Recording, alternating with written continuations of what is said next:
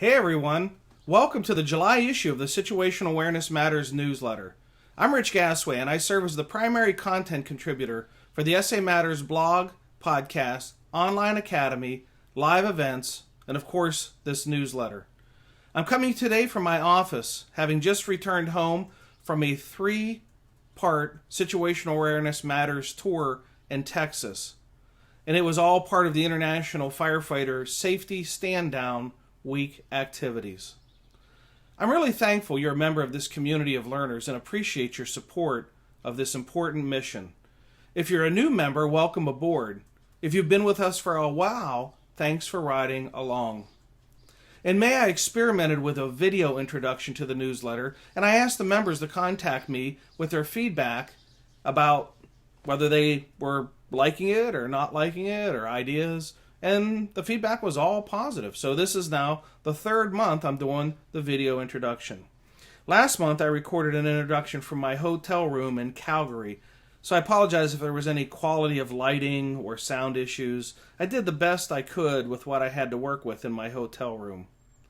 I've been sending out this monthly newsletter to members since 2011. This is the 56th consecutive monthly newsletter, and it is entirely a members-only feature. Look, I know you're busy, and even if you're inspired by the articles and the podcasts I post weekly, I realize you're not always going to be able to visit my website on a weekly basis. So I try to help keep you in the loop with the things that I'm writing and podcasting on by sending out this monthly newsletter, which contains a recap of all the activities from the previous month. So if you fall out of touch with me, no worries. The newsletter is a way for us to get reconnected. Okay, let's dive into this month's issue. In June, I wrote 4 articles on the website. They were on the topics of size up, complacency, radio discipline, and budgets. If you scroll down the newsletter, there'll be a short summary to each article. And if you want to read it, then you just click on the clickable link there, and that'll take you through to the full article. Pretty easy, right? As a reminder, the blog articles are posted every Friday. In June, I also did 4 podcast episodes.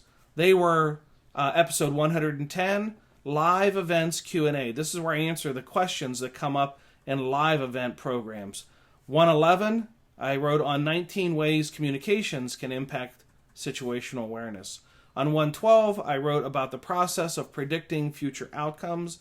And 113, I wrote on 6 flags for danger that may be overlooked or ignored. The podcasts are posted every Tuesday. You can listen to the podcast right on the SA Matters website, or better yet, so you don't miss any episodes, or if you want to listen to them on your portable devices, you can subscribe to the podcast through iTunes or Stitcher Radio.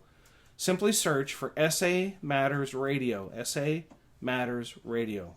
I'm working really hard to help reduce near-miss and casualty events by helping you and your team learn how to reduce the impact of situational awareness barriers, how to understand human error and how it impacts decision-making, how to develop critical thinking skills and decision-making skills, and how to become resilient problem solvers in dangerous environments. Hey, if you know of a business that might be interested in getting their message in front of first responders who've downloaded this podcast over 115,000 times, or those who've downloaded the articles on the website over 2 million times, contact me. I'm looking for a couple of select sponsors to help with this important mission. And on the topic of sponsors, thank you so much to Midwest Fire for sponsoring the podcast now for the 2nd year in a row. Your support helps to make sure that the podcast stays free for all the listeners. Midwest Fire makes some amazing all-poly fire engines, and you can check them out at midwestfire.com. If you're interested, at the end of the newsletter, I have some photos from the June Situational Awareness Matters programs, or as I call them, tour stops. I like to post pictures from the stops to show appreciation to those individuals and organizations that have hosted programs. Finally, if I can do anything to help your team, organization, or association improve safety or leadership, don't hesitate to reach out to me by clicking the Contact Us tab on the top of the SA Matters homepage. The SA Matters mission has been and remains simply this: to help you see the bad things coming in time to avoid bad outcomes.